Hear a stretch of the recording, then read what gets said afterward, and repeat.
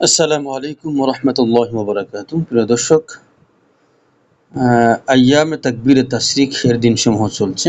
তো তাকবীরে তাশরিক পাঁচ ওয়াক্ত নামাজের পরে দেওয়া, এটা হলো ওয়াজিব। আল্লাহু আকবার, আল্লাহু আকবার, লা ইলাহা ইল্লাল্লাহু, আল্লাহু আকবার, আল্লাহু আকবার ওয়া লিল্লাহিল হামদ। তো এই তাকবীরে তাশরিক এর বিধান ইসলামী শরিয়ার দৃষ্টিকোণ থেকে দেওয়া হলো ওয়াজিব।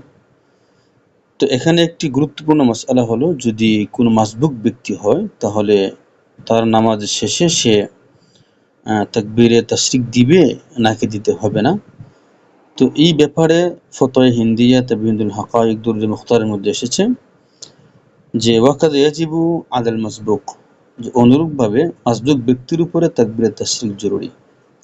मसबूक शख्स अपना सलाम फिरने की बाद तकबीर तशरीफ पड़ेगा, অর্থাৎ মাসবুক ব্যক্তি সেও তার সালাম সম্পূর্ণ করার পরে সে তাকবীরে তাশরিক বলবে।